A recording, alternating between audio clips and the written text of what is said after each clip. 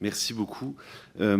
Maître, vous avez développé sur la question des indicateurs. Nous avons eu l'occasion d'auditionner l'UNEL, qui est l'organisation des producteurs qui vendent leur lait à Lactalis, avec des relations dont la presse a rapporté le caractère compliqué. Dans l'audition, ils nous ont expliqué comment se construisait le prix avec Lactalis, et les indicateurs retenus étaient à la fois des indicateurs de coûts de production qui sont pour le coup publiés par l'interprofession sans qu'ils soient contestés, mais dans cette construction du prix apparaissaient aussi des indicateurs de marché, notamment le cours du beurre poudre, et un cours mondial qui est bien en deçà des coûts de production de la production de lait en France.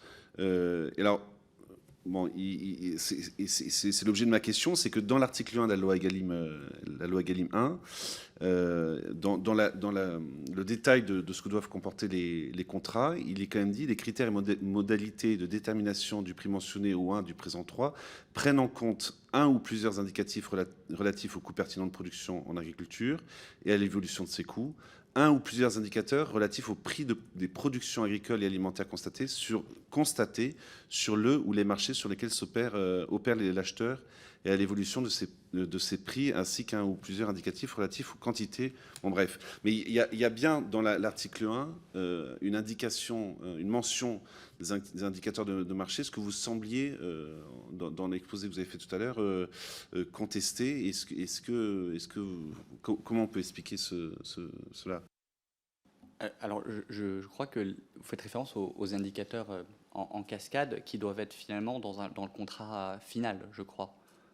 C'est ça. Et justement, là-dessus, il y a, à mon avis, une subtilité, parce que quand vous prenez 442-7, le prélèvement bas, il est très clairement pas mentionné d'indicateurs de marché. C'est des indicateurs de coût de production. Il est également précisé, on peut également tenir compte des indicateurs de la première proposition du producteur. Sauf que quand vous allez voir ensuite l'article sur les indicateurs en cascade, vous voyez que dans la première proposition du vendeur, il n'y a pas le prix de marché. C'est finalement dans le contrat final qu'il pourrait avoir des indicateurs de coût de marché, mais pas dans la première proposition du vendeur. Et l'article sur les prélèvements bas parle des coûts de production et des indicateurs présents dans la première proposition. Donc par renvoi, il ne parle pas des indicateurs de marché. Mais la question que vous soulevez montre toute la subtilité de la rédaction de ces textes, qui sont générales, qui procèdent par renvoi sur un article du code rural qui est très long, avec beaucoup d'alinéas, où la lisibilité, quand on prend le temps de l'approfondir, de le lire sur ce point-là, c'est finalement très clair. Mais ça demande quand même une démarche juridique qui est extrêmement poussée, alors que c'est censé concerner tous les contrats d'achat de produits agricoles.